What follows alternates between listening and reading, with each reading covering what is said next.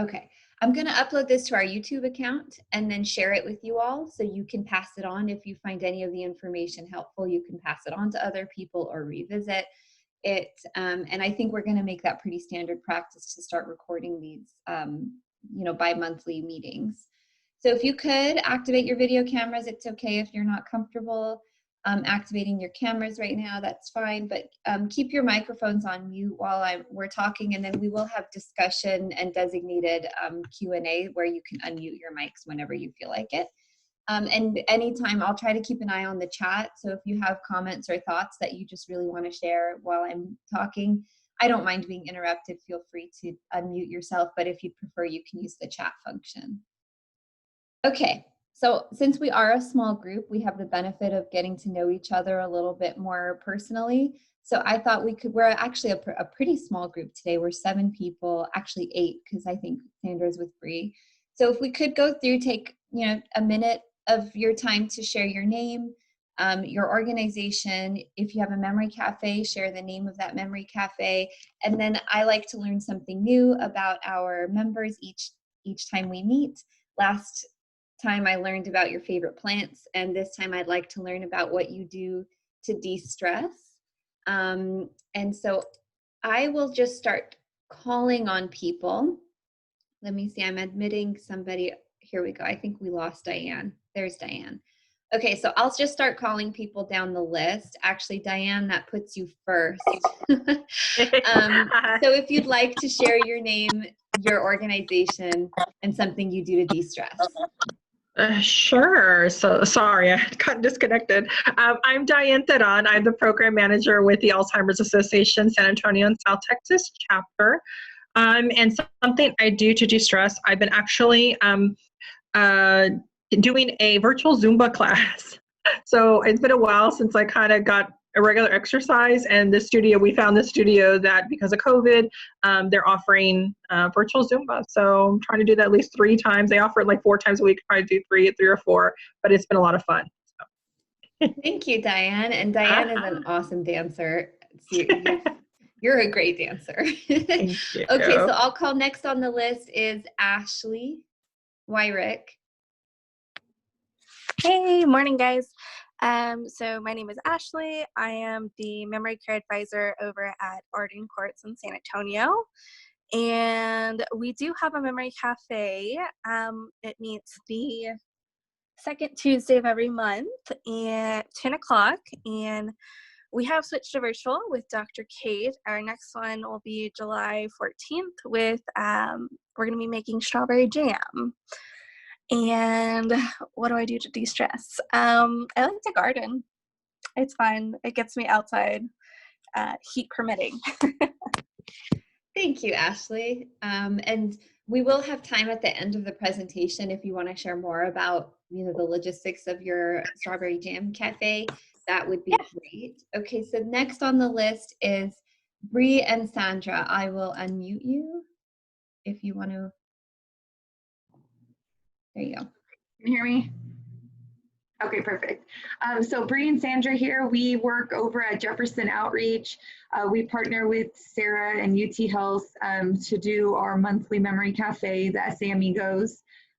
We are now going virtual, and that's what this meeting is going to be talking about.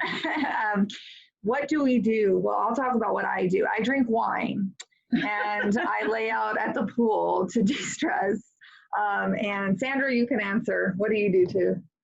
Oh, I'm Sandra, and to de-stress, I think I like to spend time with my kids and my dogs, and just kind of stay safe, and sometimes go swimming with Bree. That's awesome. Thank you so much. It's great to have you here. Let me see. I got a message from Pat. Okay. Okay, that's fine, Pat. So Pat, why don't we go to you next? That's fine. Do you want to unmute yourself? Hi, everyone. So I am just here to learn. I have some family experience and heard about your network. I have done some work in Texas, and so I was invited to hear from you about how you switched to a virtual platform. So thanks for having me. Thank you for joining us. We love having you. Okay, so next, so I did Ashley, Bree, Diane. So Jennifer, why don't you introduce yourself? Hi, my name is Jennifer Sotelo, and I'm with the Village at Incarnate Word. I run our Connections Outreach program, so we do outreach in the community, different kind of health and well-being classes, and we want to change the focus to caregiving and more genuine outreach programs than we've currently been offering. We don't currently have a memory cafe, but we're a good fit for one. We have a memory unit, we have space, and we have outreach programs, so it's just going to be the next natural step. To de-stress, I play with my dogs outside. They really just make you think of just watching them like babies. That's it. That's awesome. Dogs are a great way to de-stress. Okay, so Melissa, you're next on the list. Good morning, everybody. My name is Melissa Fletas, and I'm with the Glenn Biggs Institute for Alzheimer's and Neurodegenerative Diseases under UT Health, San Antonio. And the Biggs Institute and I am partnering with Sarah and the Caring for the Caregiver programs on collaborating on these memory cafes and just collaborating on a bunch of other fun community programs and things. Some things I like to do to distress. I recently started back up with yoga. I had not been doing that since the lockdown happened. And so I finally took out my old mat and dusted it off and been doing that more. And also just reading, trying to escape through some books, been having fun doing that as well. That's awesome. Thank you, Melissa. And then Shauna, you are last on the list. You're muted. I can unmute you, I think, or request. Sorry about that. I'm Okay. Shauna Hitler. I'm the memory care advisor at Arden Courts in Austin. What I do to distress is I pour a nice big glass of wine, and then my daughter told me about this virtual workout. It's 25 minutes and it's called Beachbody, and it's got all levels. I mean, you can go crazy athlete or you can be like me and just dance. It's basically like a fast Zumba or like a Zumba kind of thing. So and I get to do it while I'm having wine. That's awesome. I've been seeing that Beachbody workout being shared around the internet lately, so maybe I'll check it out. Thank you, Shauna, for joining us. Okay, so last is me. I am Sarah Massoud. I am the Community Outreach Coordinator for the Caring for the Caregiver program at UT Health San Antonio. The Memory Cafe that I co-coordinate with my partners is the SA Amigos Memory Cafe. And something I do to de-stress, which actually includes everything everybody has said today. I love reading, I love wine, and I love exercise and dogs and outside. But I also do really enjoy running, and I've been really enjoying running at night. And it's been really a source of release for me at the end of each day to be able to get my energy out through a nice nighttime jog. So let's move on. And again, feel free to interrupt me if you have a thought, or you can type it in the chat. I think I have a good hold on everything with chat and participants. So we'll see how this goes. Okay. So I'm going to talk a lot about transitioning to a virtual environment, and some people on the call might not have memory cafes established to transition, and you might just be starting an online memory cafe, which it's still relevant. I think this presentation is going to be helpful just as you kind of like are trying to conceptualize how does this even. Memory cafes are sort of abstract to begin with. They're hard for people to grasp as a concept in general, and then you put them online and it's a little bit more complicated. So I'll try to walk through all the steps I'm going to use our SA Amigos Memory Cafe as a sort of case study, but at the end we can hear from, we have partners in this network, some of them aren't on the call, who started memory cafes during the coronavirus restrictions. And I wish they could be here, but I'll connect you if you have questions for them. Okay, so there is a directory for online memory cafes. It's a national directory that has been running for many years, but they just started this Cafe Connect portion of their website where people around the country can upload their meeting times, dates, whether it's restricted to cities, counties, states, or if it's open nationally. So if you want to attend a few or promote your own, you can go visit that website and check it out. If you haven't yet, the Google group that, if you're not a part of our Google group, please email me and I can add you to it. I mean, we're a network of, I think we have about 30 people on our network listserv. And, you know, so there really is not much activity. The Percolator Network in Massachusetts is a really well-established network with hundreds of people on their listserv.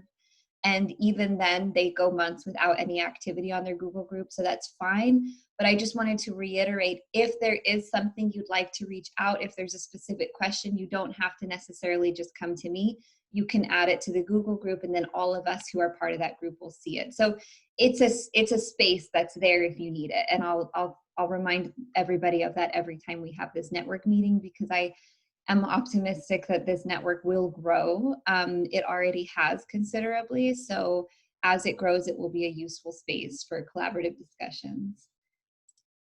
So the SA Amigos Memory Cafe has gone virtual.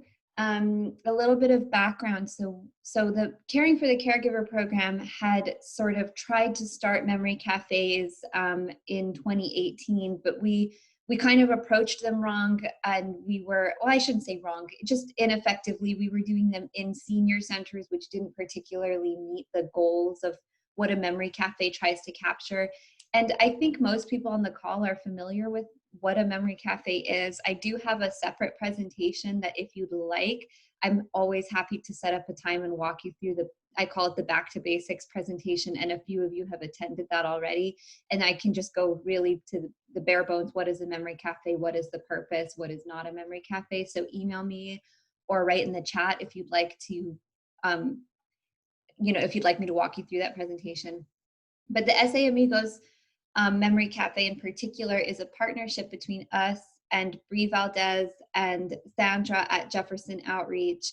And this one started officially in February 2019. We used to meet once a month at Jefferson Outreach, which is a wonderful community-based setting, open, accessible, and it's, when I say accessible, the senior centers had age restrictions. You had to be a member. There were sort of these like multiple layers that would sort of serve as barriers in terms of accessibility. And so Jefferson Outreach is a really great location. So, but now that we're virtual, as of April of this year, we started offering the memory cafes online, which prompted us to sort of expand our partnerships. So now the Biggs Institute is an institute under the UT Health umbrella as well, and we serve the same population, and try to support families living with dementia and neurodegenerative diseases. So we've partnered in terms of planning, coordinating, and outreach, as well as the Alzheimer's Association, who are serving as members on a grant that we had submitted, who are, offering volunteer support and so on, which we're still figuring out in a virtual environment, but also to work together to start another memory cafe for younger onset. So we've sort of expanded our partnerships to be responsive, not just to the growing needs of our community, but also the virtual new needs of our community. And in June of this year, our last memory cafe, we opened it to a national platform. So I'll talk a little bit about those important transitions that we've made as we move to a virtual environment. So I'm going to use our Loteria Day as a case study, but I will, reference some of our other online memory cafes. We have had 3 online memory cafes. The first one was a sing-along. The second one was an art therapy activity in celebration of Fiesta, and the third one being this Loteria Day, which I think we finally kind of grasped what was needed to make an online memory cafe successful. So it was on June 15th. We had over 70 people playing along with us, and that 70 people with, I think, about 25 or 30 computers. So within the household, you had multiple players. We had a memory care facility play along. They had 10 people at their memory care center playing. And then we had a lot of households with 2 people, parents, children playing with their parents, and then spouses playing together. It was a really healthy mix of caregivers, persons living with dementia, professionals, and a lot of memory cafe coordinators who were just tuning in to learn about to kind of see an example of an online memory cafe, which I loved having other coordinators. And I got a lot of messages, with requests on, how did you do this? How did you do that? And I think that is the collaborative spirit we try to uphold as the South Texas Memory Cafe Network. So for us as the coordinators, it was a lot of firsts for us. It was our first bilingual memory cafe. It was our first national. It was not necessarily a new activity. We played Loteria with the SA Amigos before, but we had never done it online.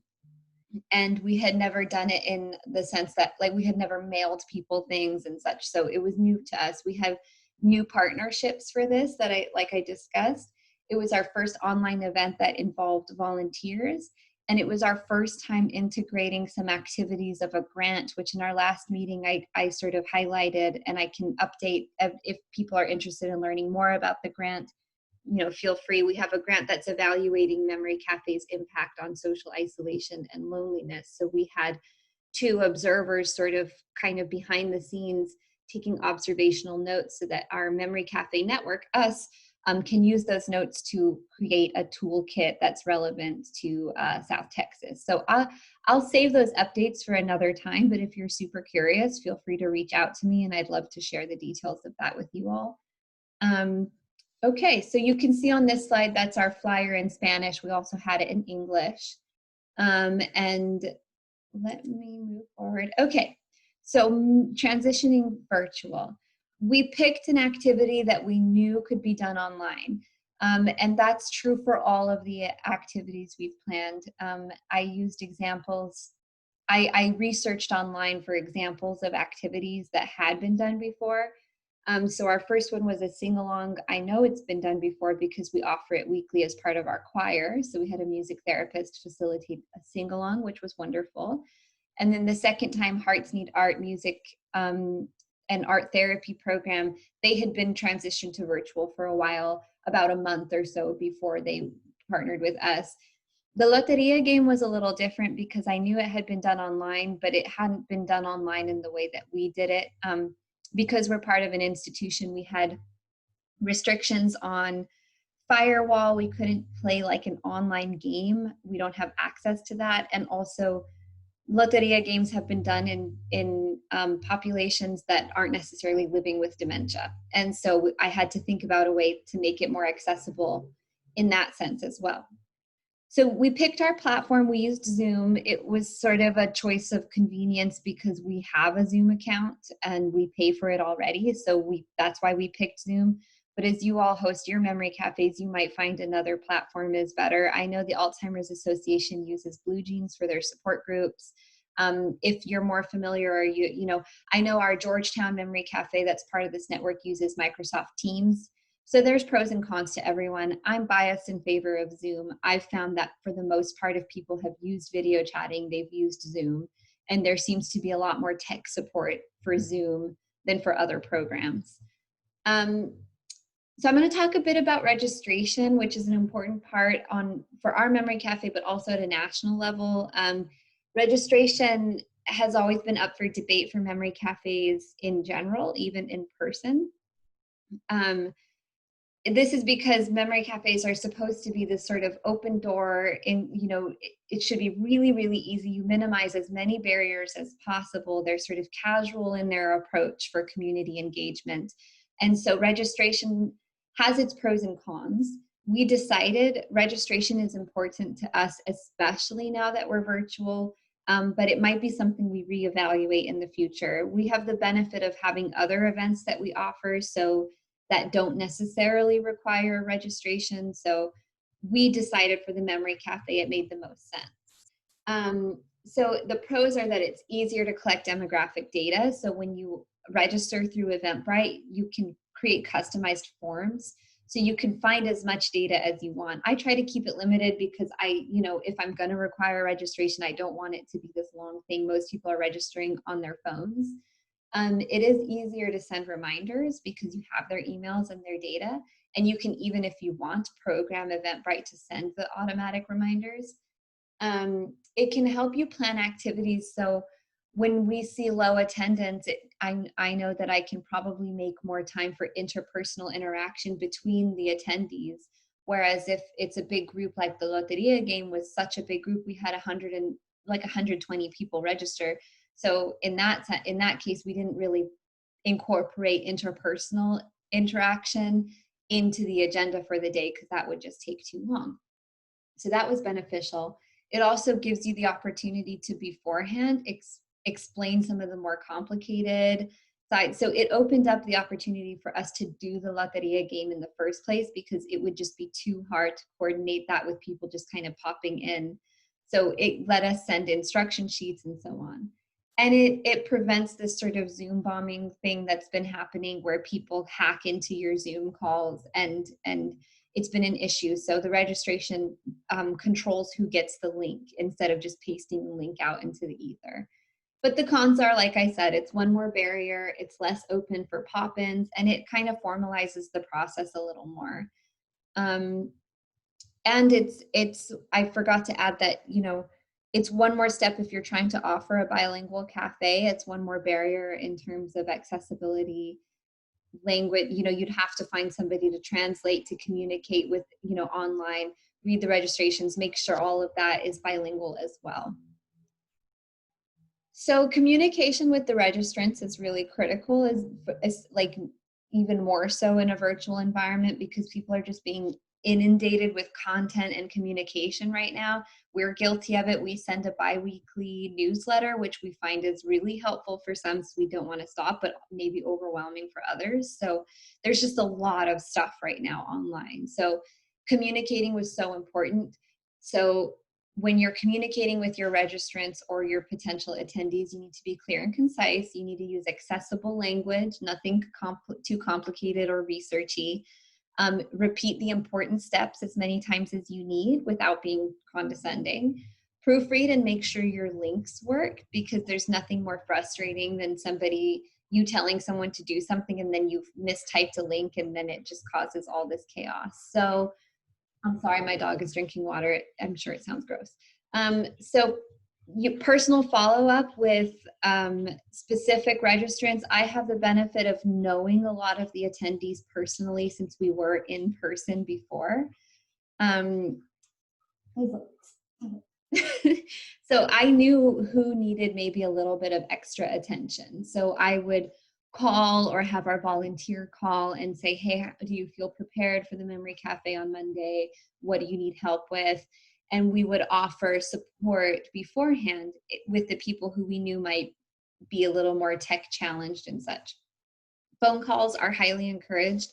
They're really cumbersome, especially if you're doing like a national level memory cafe. But I sort of identified some of that, like through the demographic forms where people would identify as a caregiver or a person living with dementia.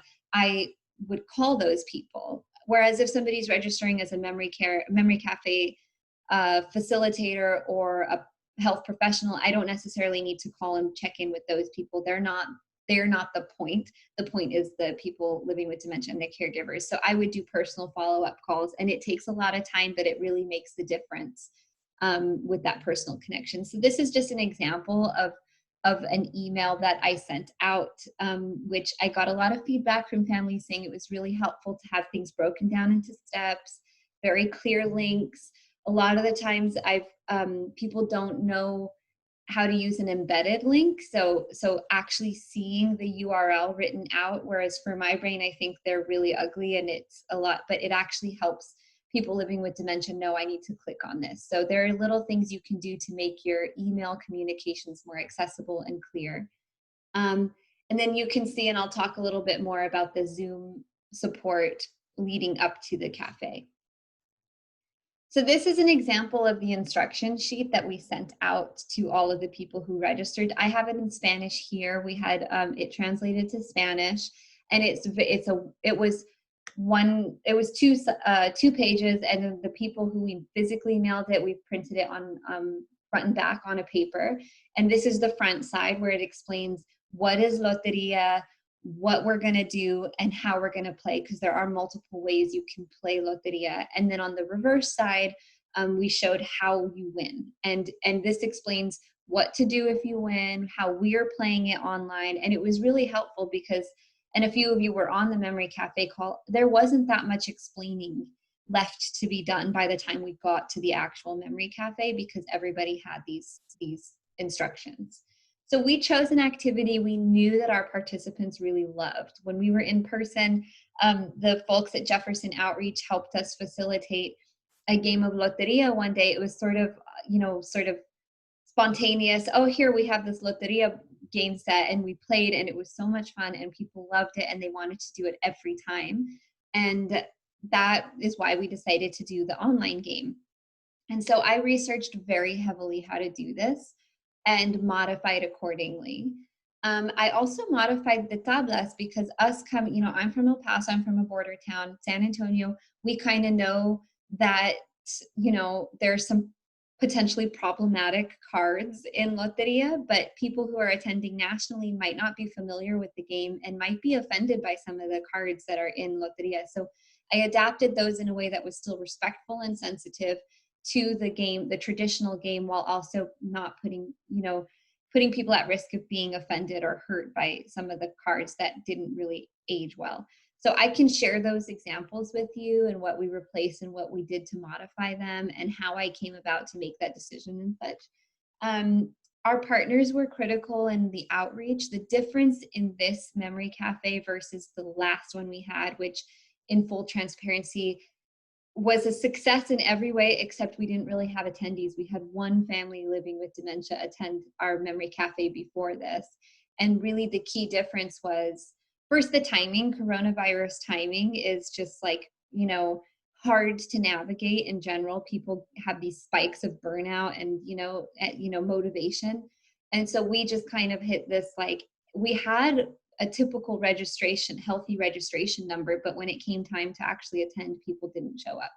And so what I learned from that was our partnerships and the promotion through the partnerships are critical. So there's no territorial, there's always room for more logos. There's always room for that because, the more outreach, the better. If you're going to put it on, you might as well get people there. So we collaborated with the Biggs Institute, the Alzheimer's Association, and with our ongoing partnership with Jefferson Outreach to heavily promote this. And we also brought in partners from UT Rio Grande Valley who promoted it very heavily through their networks of promotoras and their Alzheimer's Center, which brought a lot of Spanish-speaking participants, which was wonderful.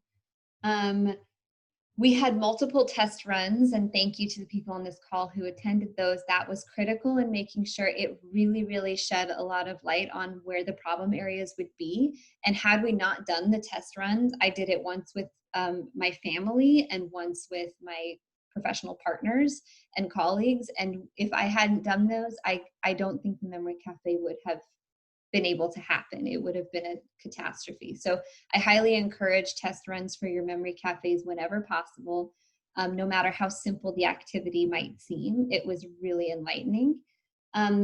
We did mail the Loteria cards, so when people registered, they could opt to have them mailed, and we had sort of 2 different registration dates. So there was a deadline to be able to receive yours via USPS, and then everyone else who could print at home could register at any time, up until the day before. And we, like I showed you, we had the instructions and the communications all in English and Spanish. So supporting your guests during the call or leading up to and during the cafe, the communications beforehand was so important. The clear emails, but also sending a video, which I was informed about through the Percolator Network, and I watched the video and even I learned some things from it. So I'll show you some of the example slides that I used to support people during the Memory Cafe, but beforehand, we sent out this sort of 7 or 8 minute video that walks you through Zoom. So if you've never used it, it kind of takes the edge off, and it helped more people attend the call than if we hadn't offered that video to them. I offered to every Memory Cafe participant who I called, if they would like to set up a time with me in the days leading up to the Memory Cafe, I would sit and walk them through Zoom. I didn't have anyone take me up on that offer, but I think it's important to offer it anyway, so that for your own sake, because you don't want to be disrupted during the Memory Cafe for tech issues and troubleshooting. And what did really help, and I think was super, super important, was I logged in and some of my colleagues and partners, Melissa joined the call early. We were on the call 15, 20 minutes early to help people who wanted to sign in early to troubleshoot and figure things out. And oh my gosh, it saved so much time, because if people were logging in 5 minutes before, we wouldn't have gotten started when we did. So in the agenda, I did a lot specific time to walk through the features I knew we were going to use. So this is a slide that I showed, which you can see is like very, yes, Ashley, I will. I'll send you, Ashley asked if I could send the instructional Zoom video, and I'll send it to all of you all. So microphone on, camera on, I would walk people and say, this is what it looks like if they're both on, this is what it looks like if they're both off. And the good with the check mark is what I wanted people. And that really helps people navigate. There was a lot of people, you know, having issues with front facing, back facing cameras. And we worked through that pretty quickly, but for the most part, this seemed to work, and nobody really had an issue understanding the most important features, which was mute and unmute. So that was really helpful, and it was important, and I've started including this in almost all my presentations with the community in general. We also taught people how to use the chat because, and I'll talk about this in a bit, this is how we took attendance. So we, you know, explained in English and Spanish, please type your name and the name of the people who are playing along in your household. So we could capture, not everybody's always on camera. So the memory care facility, we couldn't see who was on, we could only see the facilitator. So to us, it looked like there was one person, but there were really 11 people playing. So we walked people through that. And this is stuff taken from the backside of that instructional card that I had sent out. So we visually, for the people living with dementia, we visually demonstrated what a win in Loteria might look like. And so we encouraged people to grab their place markers with a visual of some dried beans. And then we showed them how to win, which was really important. And it's something I really struggle with trying to not be condescending, but it actually really is helpful to repeat these things as many times as possible. So this is a screenshot from the Memory Cafe where we did the art. So Patty and I did we were the facilitators, the activity facilitators for the Loteria Day, but in other memory cafes, we brought in invited guests to facilitate activities. So in order to do that, if your memory cafe is going to invite a guest, if you're not as the coordinator facilitating, which I think for the most part, nationally speaking, is the norm, you'll usually bring someone in to host an activity. If that's the case, it's really important to do those test runs. I highly encourage it beforehand, to really share your vision and expectations of what you want from them. So with the Hearts Need Arts folks, I walked through it with them. We met on Zoom, we met over the phone. They showed me an example of what they want to do. And we talked about languaging. Not all your facilitators work with people living with dementia. So I kind of gave a really quick, we don't use demented, we don't use senile, we don't, we always say person living with. So we kind of got on a level playing field about our sort of deal breakers. And I offered tech support. Thankfully, the facilitators were really tech savvy.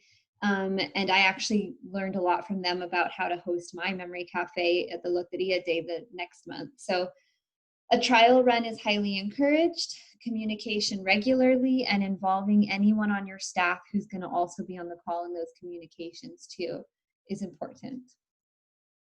So for outreach and promotion, if you are hosting a bilingual cafe, it really is important that you don't skip some communications being translated. All your communications need to be translated. So if you are offering bilingual, you can't do the Eventbrite in English, but a flyer in Spanish. You need to be consistent and you need to be fair in that outreach. I highly recommend partnering with people. And if you have any sort of territorial sort of energy, to let that go, because the point of memory cafes, and I have to reiterate this a lot, is not marketing. This is not a way to drum up business. If you are a private business, this is a way to support your community. It's a no strings attached opportunity to address social isolation. And so your partnerships, the approach really should be the more the merrier. And that's the philosophy we've embodied, and we've only benefited from having as, partnerships. So I'm really grateful for the individual roles that all our partners play in making our Memory Cafe a success. We have a really massive listserv of caregivers in San Antonio. That being said, like, our program has its issues too. We predominantly host events in one part of San Antonio, so we don't capture everyone in San Antonio, let alone everyone in Texas or on a national level. So your partnerships are really going to be where you fill in those gaps in outreach and communication.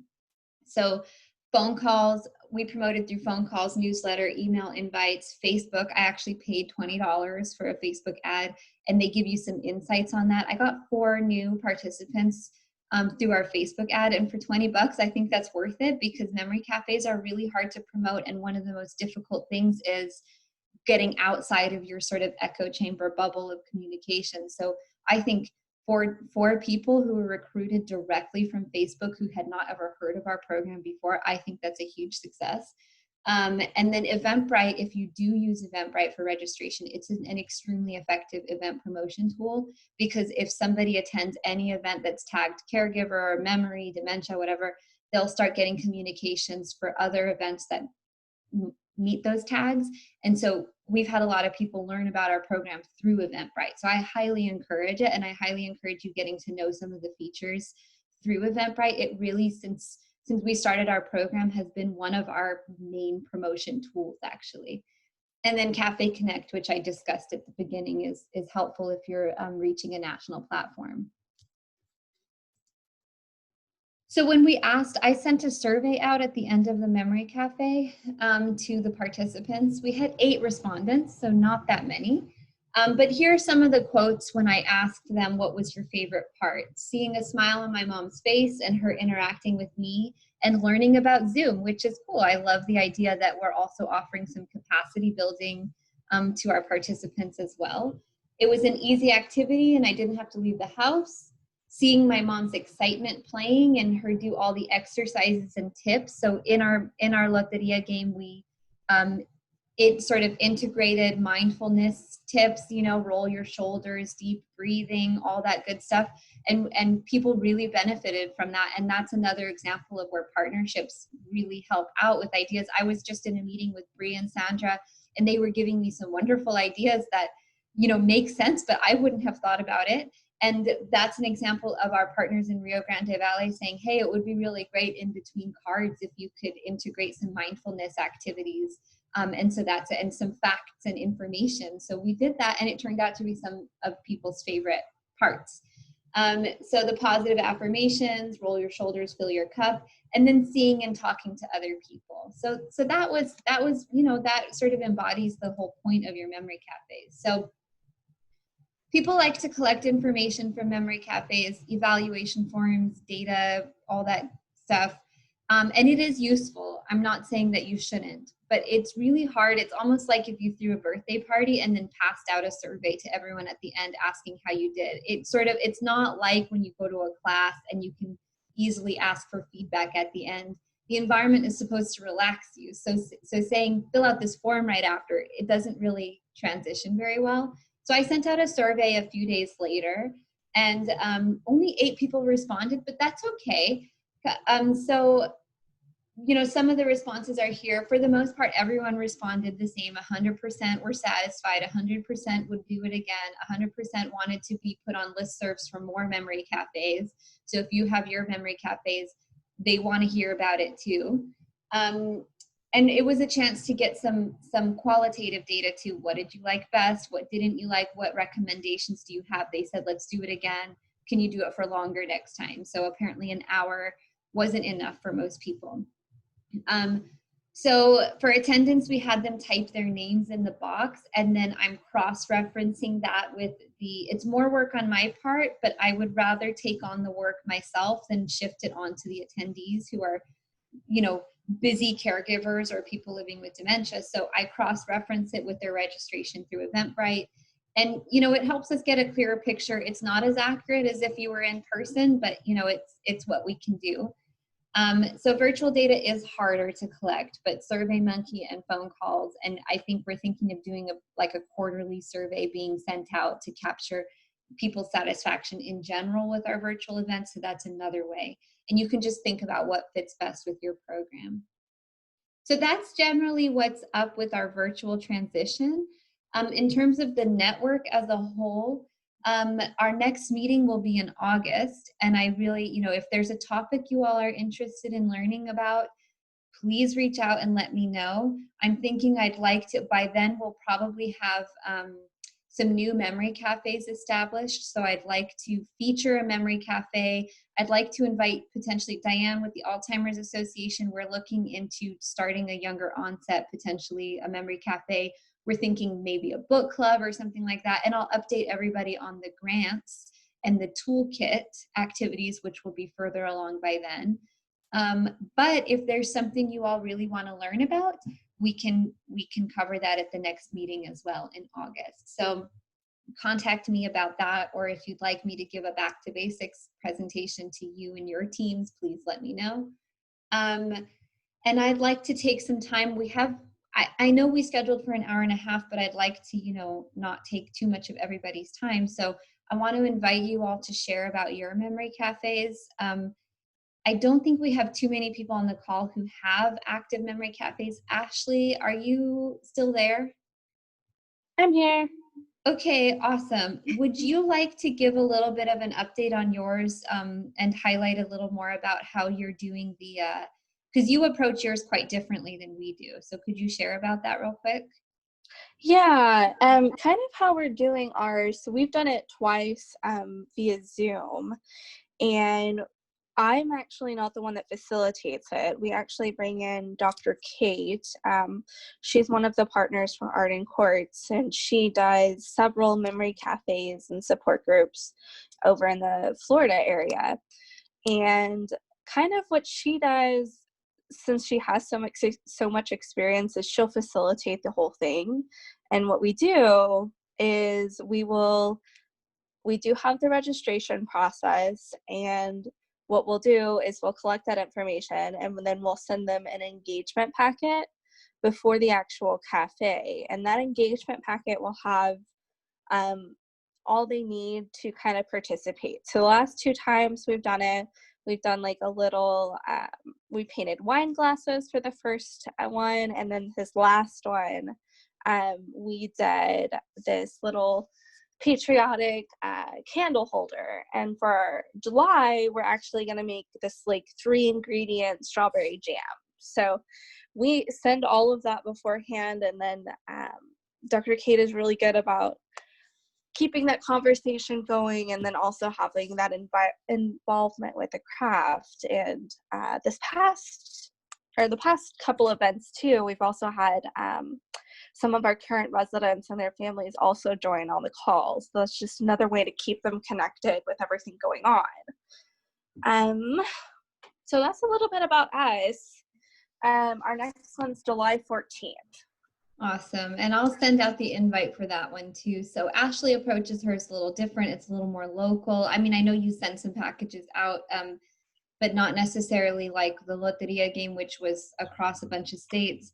And Ashley's has a lot of interpersonal interaction between participants. So it's a different approach.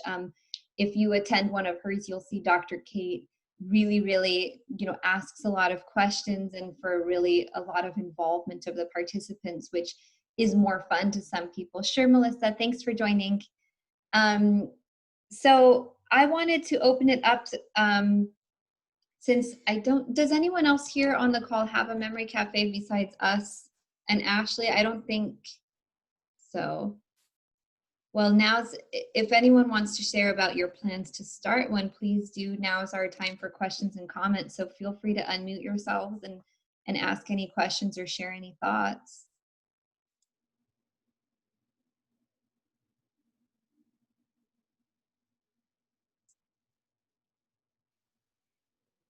Hi, it's Shauna from Austin. Hey, Shauna.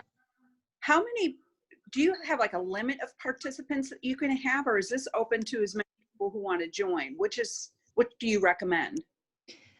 That's a really great question. And that was a question that came up on the percolator call also.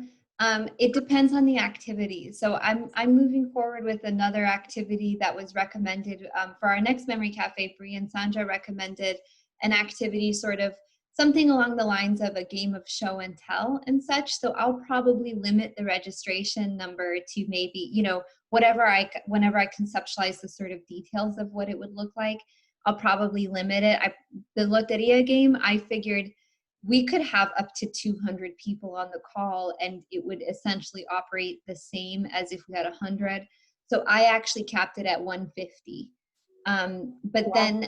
But then Ashley's, where she's sending actual things out, and I know Arden Courts has more of a budget for the supplies than we do, which we have some donations, but other than that, we don't really have much of an operating budget for our memory cafes. So Ashley might limit hers a little bit more because she's sending out, actual supplies to people. So I think it depends on your activity and your comfort level. But you also want to make sure if you're putting all this energy into planning and coordinating, you might as well have people there. So you don't want to make it too low. So, yeah. Okay. Thank you. Yeah, of course. You're welcome.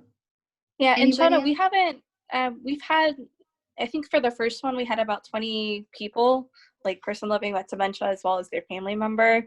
And it ran smoothly. We had lower attendance for our second one, but I really haven't gotten to the point where like, okay, I need to cut it off or anything like that. Okay. Yeah, good question. Anybody else have any questions or comments or updates they want to share? Okay. I'm also open to any updates that you have for your programs. Now's a good time. I know that we've all sort of transitioned virtual. So is there any, Diane, do you want to share really quick about the summit? And then I don't know if Bree and Sandra after that, if you want to share any updates about Jefferson or Jennifer with Incarnate Word and so on. Sure, I'll start off. I know we're working on more details, but we are moving our annual education summit virtually. That will be August the 8th. It's a Saturday. And we're going to try to cut, usually it was an all day thing, but we know that being in virtual, people sitting around for 8 hours or so, or 5 or 6 hours doesn't always work. So we're doing a little condensed version of it, but I am really excited because we do still have, we were really excited to bring him here personally, and hopefully one day we will, but Dr. Carl Hill is part of our National MedSci team, and he has an amazing background in the national agencies on aging, talked a lot about background, a lot about health disparities. So he'll actually still be joining us virtually, and we're going to add some other pieces. So I will keep Sarah's on the committee. So definitely we will share that out. I'd love Sarah if you'd share that out. And then also just for any of those that are interested, we are doing virtual. We have not stopped since we went remote, virtual programming and support group. We work on the calendars monthly because the topics will change. So July, we're just working on getting the actual flyers out. But if you are ever interested, for us, every Tuesday, Tuesdays are our kind of go-to days. Every Tuesday from 11 to noon, we are going to continue with a virtual support group. There's a wonderful LCSW named Russell Gaynor who is facilitating that group. And again, anybody can join. We know that with the virtual world, it kind of opens up. Typically, we serve San Antonio and South Texas, but we've had people join us from all over. So that's available. That will continue. And then again, every Tuesday from 3:30 to 5, we also have presentations. And those topics, our first one, the first Tuesday in July is going to be on COVID and caregiving. Our association has created a presentation around that, knowing, of course, that is a big focus right now. And then Jenny Funk, our director of programs, is going to do a research update. They're really, really great, easy to understand on that. So anyway, but I will get that calendar out as soon as we have it. You can always go to, once they're in there, I believe Jenny's put them all in there for now, I'll have to check. But if you ever are looking for programming from the association, you can go to alz.org community.org/CRF, which is Community Resource Finder. And you can search by from support groups to education programs. You put in your zip code. Right now, it's going to probably guide you to whatever is the home office closest to you. So obviously, if you're in Austin, or it may take you to those chapters. And you can, we support all of our chapters, especially state of Texas. So if you want to join any of those, but if you're looking for ones that we provide, you can put in our office zip code, which is 78216. And that just guarantees you'll find the ones that we're doing here. But again, we have 6 chapters in the state of Texas, and they are all doing virtual programming. But yes, I will make sure Sarah gets all of those flyers, and it's open. They're free. Of course, anything that we do is free of charge, but we're really trying to generate more for the presentations, and especially support group, because again, we know it's been a challenge with not being able to meet in person, and there are some virtual groups out there, but the more we can support, and kind of maybe those people that their groups aren't meeting right now in person and they're having that gap, we definitely want them to be able to join us. And Russell's awesome. I mean, he's just that's just his thing, and he's just so good at it. So I think we've had such great people that join in for the first time and meet Russell are hooked, and yeah, he's just great. So thank you for letting me share that. Yeah, awesome. Please share those resources, and I'll pass them on. Bree and Sandra, are you still on the call? Do you have any updates you want to share about Jefferson Outreach? Bree had to step out, but it's me, Sandra. Okay. I think the only thing we've just continued doing is, we've kind of slowly tried to open up the transportation for existing clients. We're only doing that on Mondays and Wednesdays just because of the fact that we're also kind of working remotely as well. And it's just so unpredictable right now with the COVID seems like coming up again, but I don't know. We're doing all our safety precautions as well, taking existing clients to just kind of emergency type medical appointments. We just hosted actually our first summer bash fundraiser, car wash fundraiser the last Friday, I believe. It was a really big success. Everybody came out, got their car washed, did it, donation. They got a goodie bag, and it was a really good thing. And it was like a physical distance as well. They just stayed in their car. We had a lot of volunteers come out and help wash cars. Our kids were out there, and everybody from Morningside kind of got a car wash too. So it was really good and productive, and we were happy to make money so that we can continue also making free deliveries of hygiene products and produce, or just various groceries to those seniors who can't leave their homes.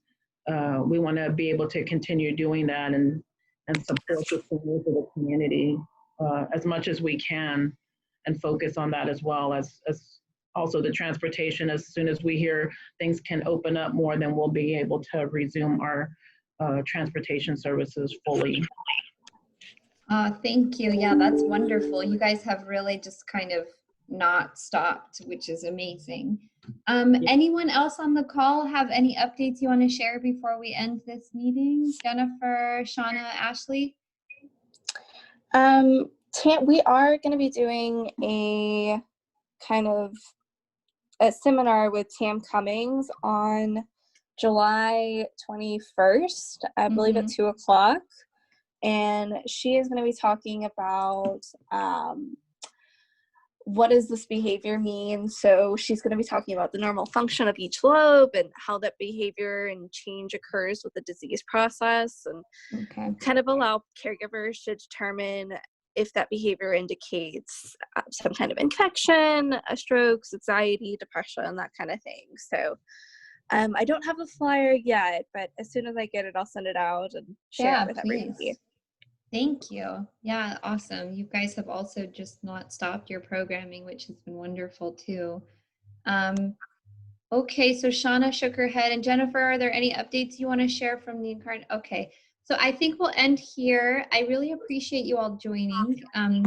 We'll continue with bi-monthly meetings, and in the meantime, reach out anytime for whatever you need in terms of support with your online events and programming. We're here. We've been doing a lot of it.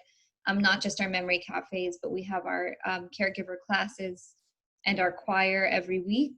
The class is once a month and the choir every week. So we've really been completely virtual in terms of most areas of our program. So reach out anytime. Thanks, everybody. Good to see you. Bye. Bye.